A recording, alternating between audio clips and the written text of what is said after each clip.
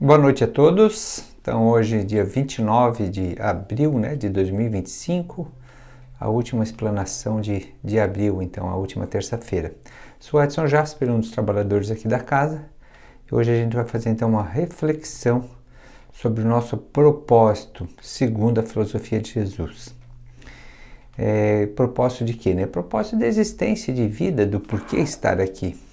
É lógico que isso aqui, como a gente diz, é uma reflexão, não é uma verdade, mas são ideias, conjecturas que a gente vai refletindo e que possa colaborar com a gente, muitas vezes até no nosso dia a dia, nas nossas dificuldades, nos nossos problemas. Porque às vezes quando a gente não faz ideia do propósito, é como a gente está viajando sem ter um caminho, um rumo a tomar. E de a pouco eu não estou contente com a estrada que eu estou tomando, onde eu estou, eu posso não estar contente com as coisas que eu encontro no caminho, mas eu também não sei se aquela é a estrada, eu não sei porque eu estou lá, estou reclamando, mas o porquê eu estou ali. E a primeira situação que eu precisaria saber é para onde eu estou indo, porque de repente eu não precisaria trilhar aquela estrada. Ou de repente, se eu estou trilhando, ela está difícil, mas eu sei aonde eu quero chegar e eu tenho certeza que aquela estrada me leva até lá, aquilo fica mais fácil. Ou seja, nossos problemas do dia a dia podem parecer não tão graves. Quando Jesus nos fala que a gente deveria nos preocuparmos com as coisas do Espírito, que de mais a mais Deus vai nos conceder no merecimento e no esforço, parafraseando então uma parte do Evangelho, Então, ele vai estar falando já sobre uma questão de propósito. E quando eu digo segundo a filosofia de Jesus, porque eu gostaria de desconstruir aqui a ideia de toda ligada de religião a Jesus, Às vezes, na maioria, se a gente pegar hoje no senso comum, Jesus representa a religião cristã, ou as religiões cristãs. Mas é difícil a gente encontrar uma religião cristã que ela traga realmente apenas a filosofia de Jesus. Porque enquanto homens e pessoas, instituições, nesses 2000 anos, a gente foi construindo armaduras, prédios, muros, templos em volta dessa filosofia, acrescendo muitos outros fatores. Então aqui vamos tentar refletir apenas sobre as ideias e essa filosofia de Jesus. O que ele nos ensinou, para que ele nos ensinou, para onde nós estamos indo. Eu não tenho aqui um texto muito certo a seguir, eu tenho apenas uma ideia, e dentro dessa ideia vamos ver o que a gente pode ir lembrando sobre os ensinamentos do Mestre. Então a gente sabe que Jesus começou praticamente que é a história que nos trazem, que é a partir dos 30 anos que ele começa realmente a sua, como dita assim, pregação, realmente ele começa a desenvolver as suas ideias. E isso é um tempo curto, 3 anos, até os 33, quando ele é crucificado. Então, nesse contexto, a gente vai entender que Jesus era judeu, de religião judaica. E ele começa, então, para, digamos, merchandise, fosse dizer hoje, qual o marketing do Cristo? Porque, às vezes, eu posso até não concordar com alguma coisa, mas eu preciso alcançar algo, eu quero atenção, eu quero marketing. Então, eu quero a atenção de quem, de que grupo, de que pessoas eu preciso dar algo que chame a atenção desse grupo, dessas pessoas. E o que Jesus deu, então? Jesus começou a fazer os ditos milagres juntos, dos seus discursos. Então, nesses milagres, ele fazia ali as curas físicas. E, na maioria das vezes, após ele fazer a cura física, ele auxiliava, ele indicava que aquela pessoa que foi curada não voltasse a pecar, para que não acontecesse coisa pior com ele. Então, Jesus já deixa refletido ali que aquilo que ela estava passando é por algo que ela fez a ela própria.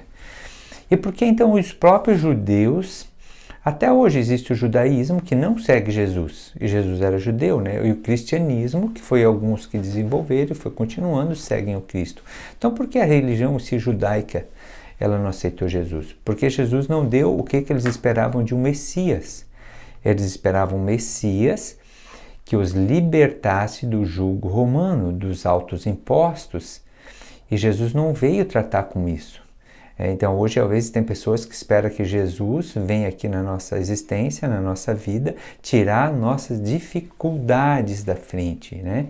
Tirar, vamos se dizer, questões políticas, a qual seja o X ou o Y não concorda, o Y não concorda com o X e acha que Jesus vai resolver ou quer usar do Evangelho para buscar razão na sua ideologia política, e o Y faz a mesma coisa contra o X, vamos se dizer, né? Aqui é para não nominar, mas eu acredito que deu para entender.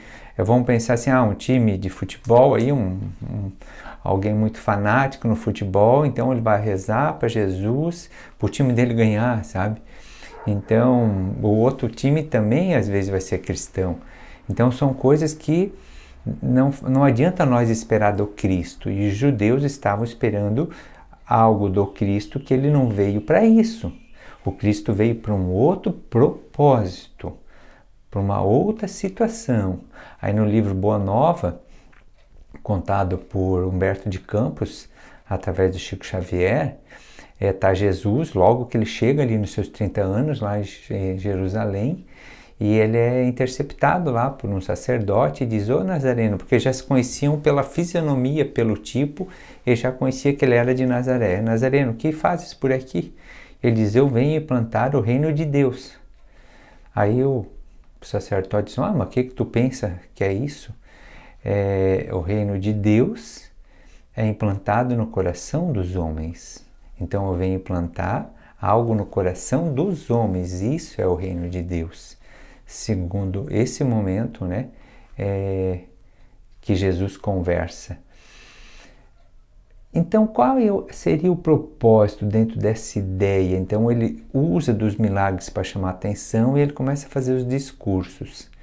Ele não é alguém que vai lá lutar contra os romanos, contra os impostos, contra a injustiça. Ele não luta contra isso. Vê que ele não toma tempo disso. Ele não é a favor, mas ele também não se coloca contra no seu tempo disso. Aonde ele trabalha? Ele trabalha no coração dos homens, de cada um.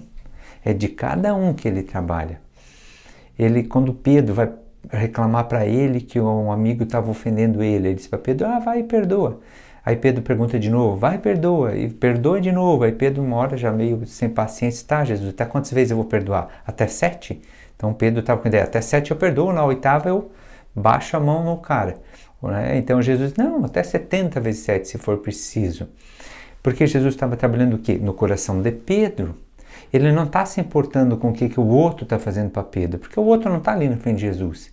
Então Jesus se importa com cada um de nós, mas com aquilo que cabe a nós, não que está fora de nós.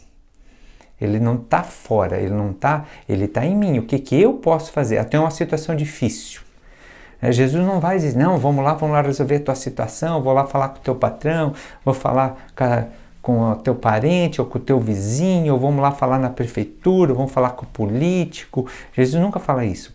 É o que você pode fazer para enfrentar essa situação que está difícil. Entende? Então, qual é o meio? Qual é a questão? É sempre nós. E o que nesse sempre nós ele sempre busca? Ele sempre busca o controle das emoções, transformando em sentimentos. Emoção e sentimento têm um caráter bastante diferente. A emoção é algo que me vem, tipo assim, o cérebro pode, em um susto meu, mudar toda a minha questão de emoção. E de uma hora para outra, num susto, alguma coisa, eu posso empalidecer, ter uma emoção de medo, de raiva, de ódio. Então Jesus está sempre na busca porque a emoção ainda é mais do instinto, do animal. O sentimento é mais do ser.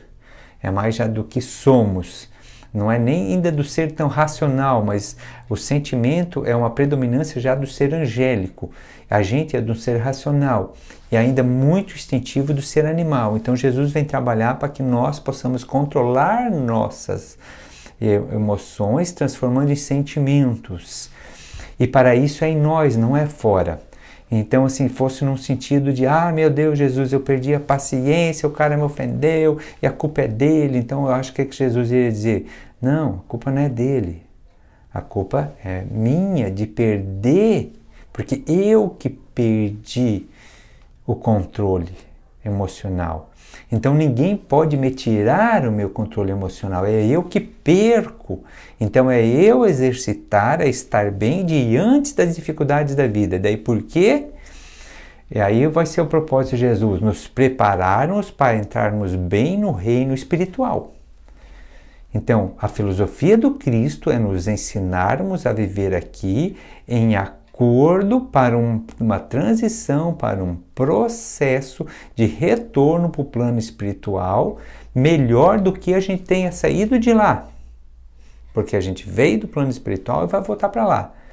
Então a ideia é que a gente venha para cá para nos melhorarmos, para aprendermos, para evoluirmos intelectualmente, mas principalmente também moralmente.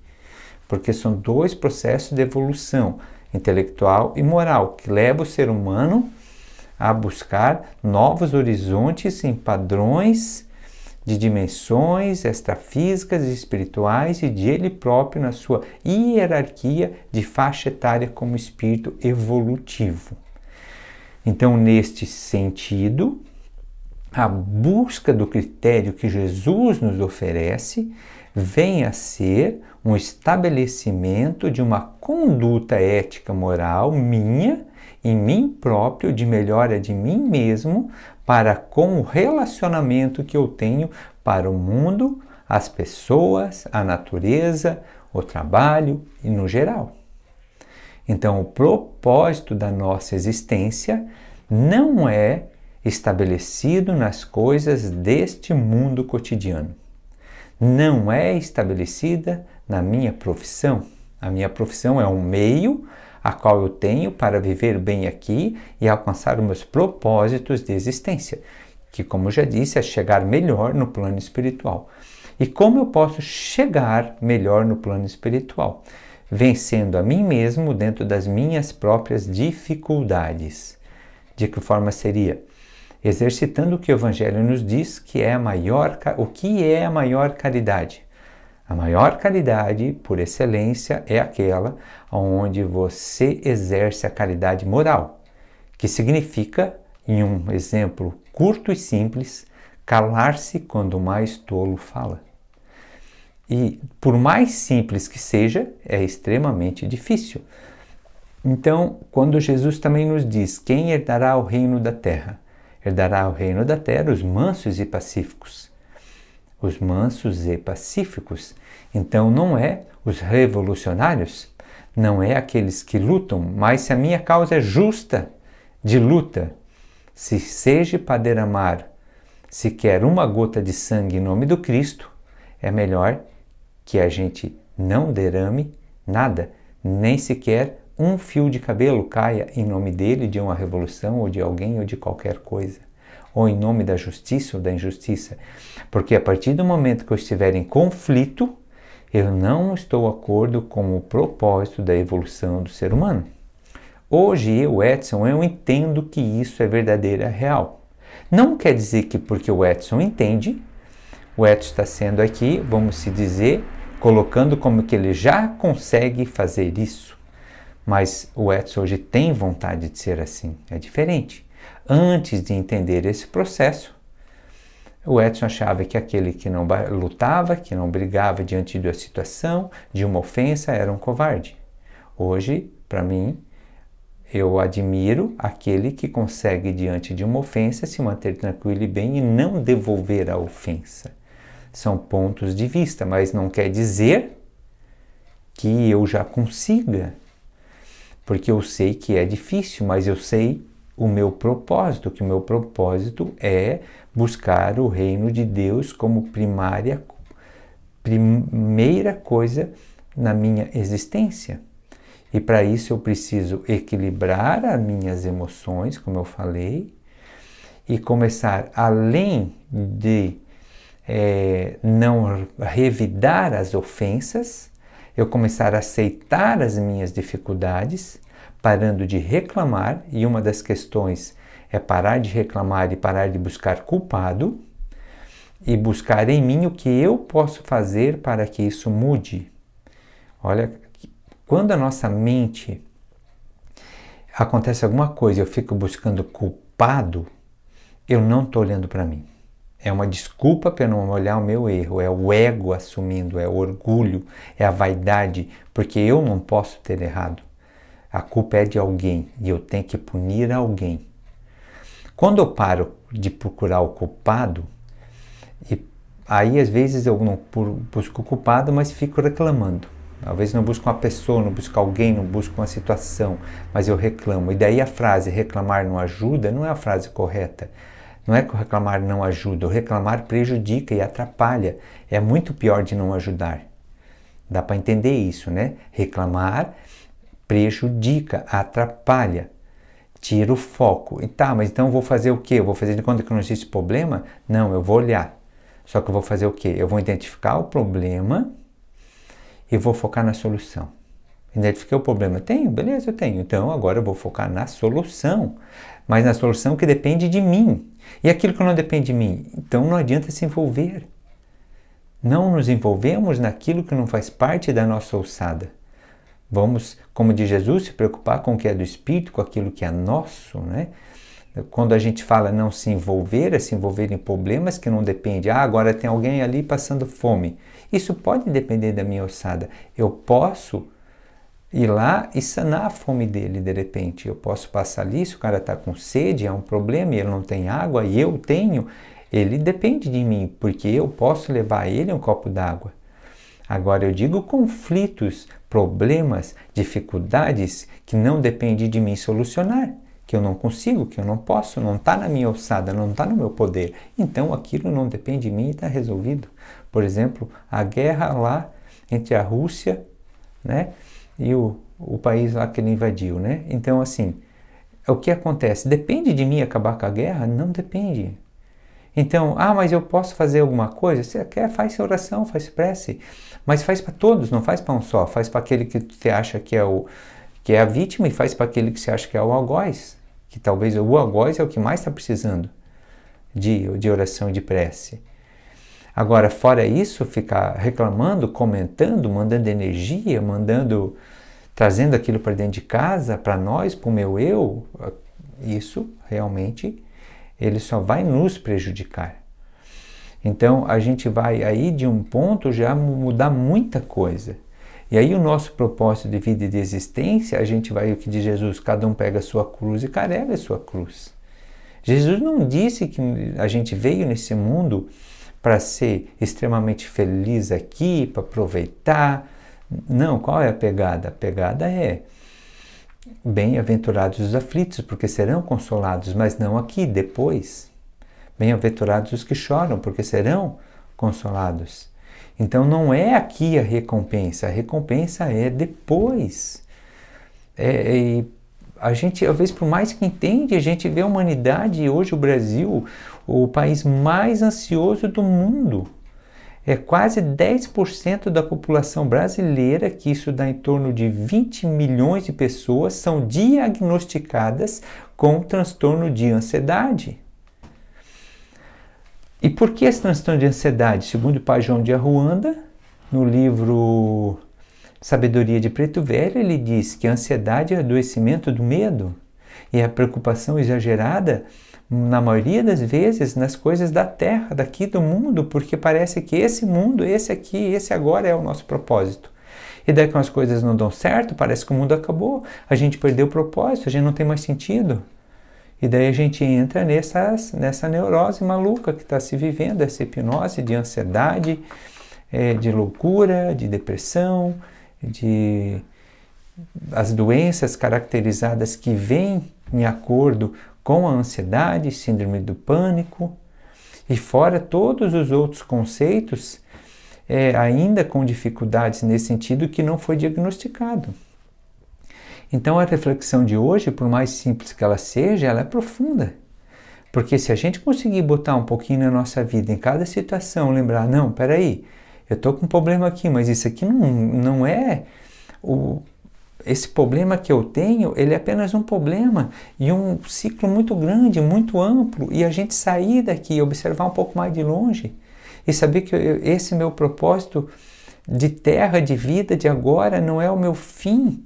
Ele é apenas uma existência em uma existência de múltiplas existências, de apenas uma vida com múltiplas existências, e ela nos leva, nos condiciona a ir em busca de algo melhor, a encontrar esse propósito de existência, de vida, no pós-vida. E com isso nós vamos, mesmo Jesus dizendo que a felicidade não é desse mundo, mas nós vamos ser os mais felizes aqui, porque a gente vai assumir melhor os nossos compromissos e vai começar a buscar, às vezes, coisas do ser, do espírito, e encontrar a felicidade realmente dentro de nós, na nossa paz, e não em toda essa turbulência que acontece aí fora.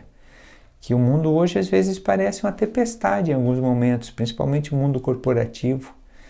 Então, gerações, né? Às vezes a gente vê hoje, aqui já passou meu tempo, mas a gente vê às vezes a crítica, né? Criticando a geração mais nova, criticando a mais velha, não entende a outra. E na realidade são transições. A gente vai precisar nós aprender com os mais novos aprender com os mais velhos, e a gente se ajudar, nos ajudar. Se está vindo a geração nova, que ela não é tão focada, baixar a cabeça e só trabalhar, é porque Jesus permitiu que esses espíritos nascessem aqui. E talvez eles estão para nos ensinar algo. Então, lógico que a gente precisa buscar, trabalhar, desenvolver, né? Senão a gente entra num colapso. Mas talvez a gente, para sair de um extremo, a gente precisa vir um outro extremo, e daí nós vamos nos encontrar no meio, né? Então, um desacelera e o outro acelera, e assim a gente vai alcançar o nosso propósito de existência, que justamente é alcançar o plano espiritual com a nossa própria conduta, com o que depende da gente, e não com o que depende do meio. Meus amigos, muito obrigado pela atenção de todos. Espero que possa ter colaborado com algo e que a gente possa refletir essa semana então sobre esse assunto, cada um refletir em si mesmo. E até a próxima terça a gente está aqui de novo, né? Então, no canal da Fraternidade, com alguma outra reflexão. Um grande abraço, fique com Deus, tenha um ótimo feriado, um ótimo 1º de maio, né? A todos aí, com grande alegria, grande amor, e sempre com Jesus conosco na nossa união. Que assim seja.